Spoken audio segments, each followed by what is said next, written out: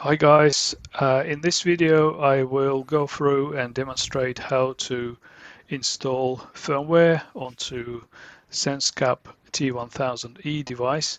This firmware is SoftRF, which allows us to enable FANET and FLARM protocols, this little tracker device.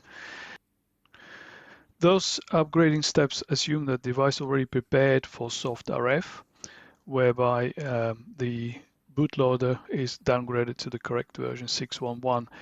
If you haven't done so, please follow the link to my other video which explains how to prepare the device for this mode.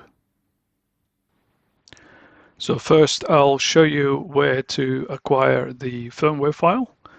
So this can be found in my repository, which link to this I will add to the description of this video. So when you navigate to the SoftRF PG releases, you can scroll down to SoftRF for T1000E firmware version 007. If you expand assets, then you will find this file ending with UF2, and that's the firmware that you need to download. Click on to download it and place, say, into your downloads folder.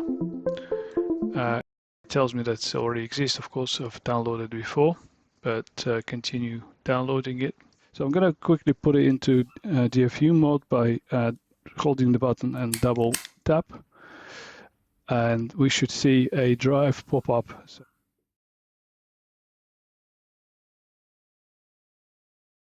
So now you could see the device is in DFU mode, and the drive that appears has a different name. It's T1000-E and has 3 files inside of it.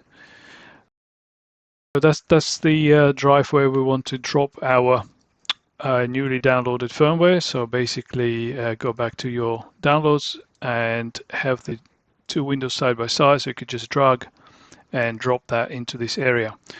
It will copy the file, and upon completion it will just shut down the device.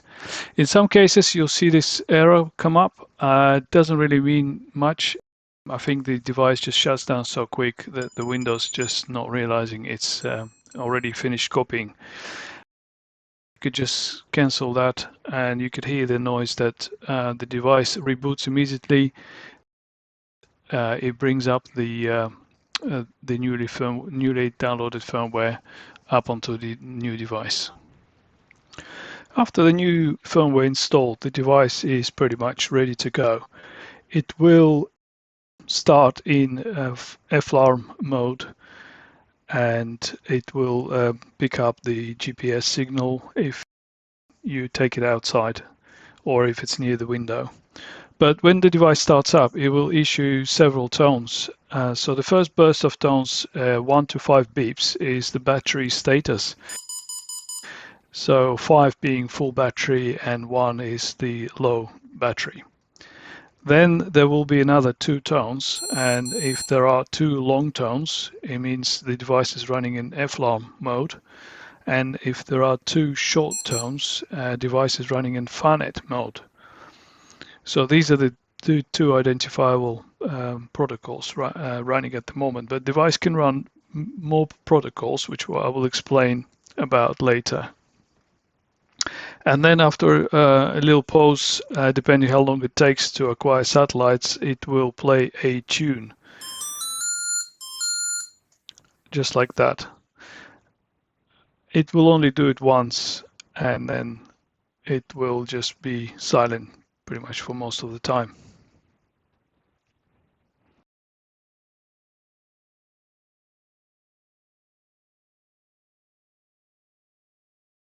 You probably noticed that in the past, if you connect the charger to the running device, you get this window pop up saying, do you want to format the drive?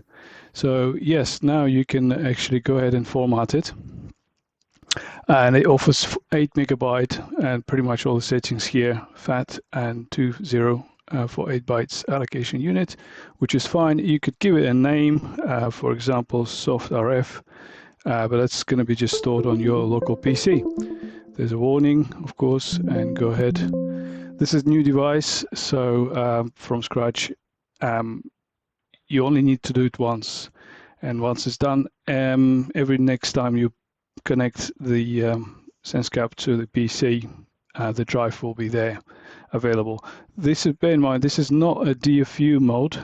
This is just a ordinary USB storage that's being attached. Actually, it's finished formatting. I can close it. It's quick. Now you can see the SoftRF drive D appeared and it's completely empty. And that's good. That's what we want.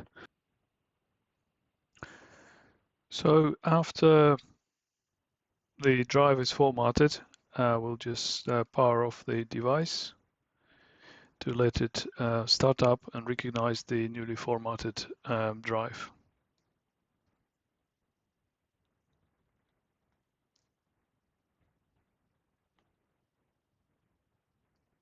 So when the device is started, you'll hear the beeps, but now it's ready for simply just reconnecting the USB connector that is connected to the PC. And the newly created drive pops up, but it's still empty. But that's okay. So we just need to initialize creation of the settings file for the first time, which is achieved by just double clicking the button.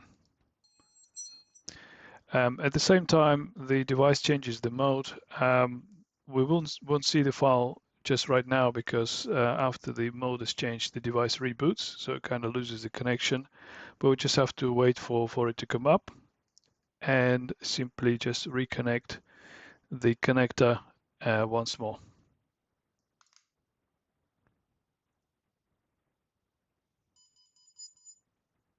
And there you go. So the setting file is appeared here, so we can see it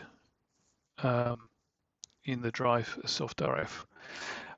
Just gonna open it by right-clicking and choosing Edit with Notepad.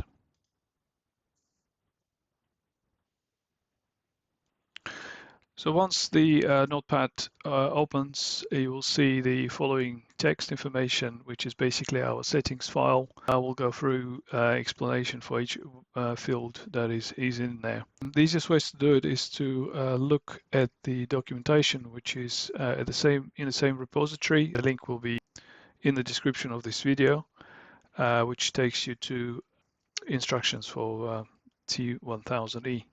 SenseCap. So if you scroll down to slightly lower, you'll see the information about the settings file and what settings can be changed there. So first of all, why do we need the settings files? It's because we cannot change settings easily by just using a button and LED light. It's very limited to what can be done.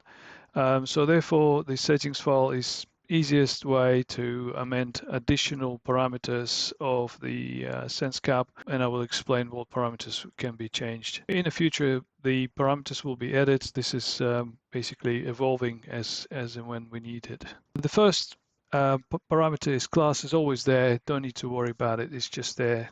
The second is probably the most important parameter is the protocol, and that's the protocol we're running on the device. So as you can see here, the choices are there, and there's quite a few. I think that primarily we'll use FARNet or Legacy, or Legacy stands for FLAM. You could actually edit this file and add FLAM or Legacy. It's the same basically for the device. It recognizes both. You can see also the ADSL was recently added. This is probably the most talked about protocol in the recent months, and I went over it in my other video, which you can watch as well, to understand what those different protocols do. And the last one is the pilot aware. It's not being really used in paragliding. It's more to do with the light aircraft aviation, which is still used as a proprietary protocol, just like FLAM. It's designed by the company called Pilot Aware. The band is set by the region. For us in the UK, we use the EU frequency sets, but if you are traveling to other parts of the world, set it accordingly so you are seen and you can see other pilots in that part of the world. Aircraft type, the choices are there. It's not limited to those three, but I just put them probably mostly used three type of aircrafts. In most cases, we will keep it as paraglider.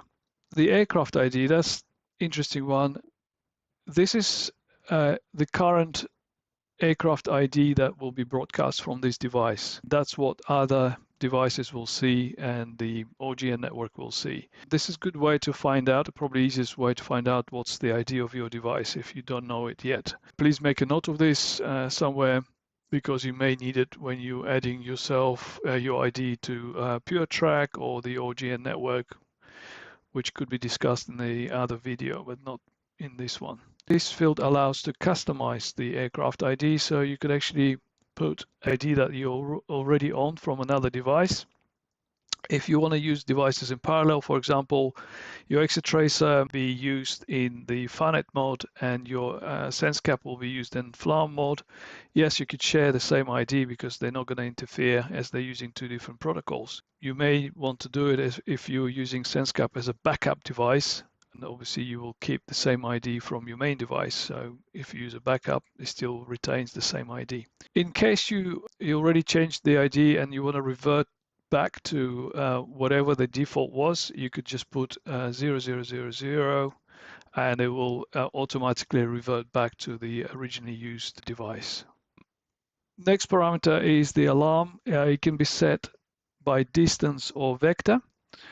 I would suggest to use vector at the moment. They're pretty similar. It just basically alerts you of the presence of other aircraft, and as the name suggests, it's either done by distance, instance, and then vector means it's more aware where the other aircraft is heading to. So if the other aircraft not heading your way, it's parallel course or away, it will not alert. But as soon as the heading of the other aircraft is towards you, then it will alert.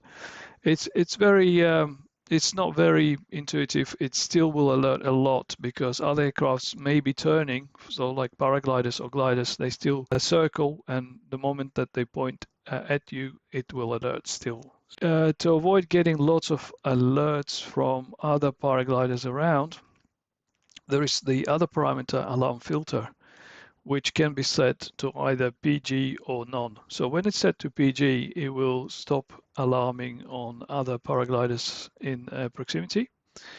It will only alert on other aviations such as gliders or light aircrafts, etc. Anything that uses the protocol that you use. So for example, be it FARNET or FLAM. So be aware of it. TX power, I would always set it to full. There's no need to change it unless you want to turn off the transmitting power off because you just want to receive, and that's also possible. You could just turn it off. The volume is the volume of the buzzer. So basically I would keep it on full all the time unless you really want to disable it. If it just annoys that it beeps a lot, then of course it can be disabled here by pressing by setting it to off. This can also be done by momentarily pressing the button, and each time you press it will change from full to low to off and then back to full, and it will be signified with some tones, which is also mentioned in this instruction manual. You can read up above. Ignore ID by default is set to all zeros, but this can be set to ID of a device that you want to ignore. So for example, if you have another device which is operating next to it using the same protocol, you might want to set this to the ID so that it's not really shown on the map if you're using it, so it kind of ignores that particular ID. And the last parameter is software version. So this is not changeable. This is just shows what current version of the software or firmware installed on this device. The other part of the manual describes registering your ID with databases such as OGN and PureTrack, which as mentioned earlier, aircraft ID can be registered with PureTrack and OGN registration, but this is probably also a topic for another video. If you change the parameters in this file, save the file back to the SenseCap. We would just shut down the SenseCap and then start it again. The device will pick up the new settings. And on that note, this is it for this video. I hope it was useful, and until next time, cheers.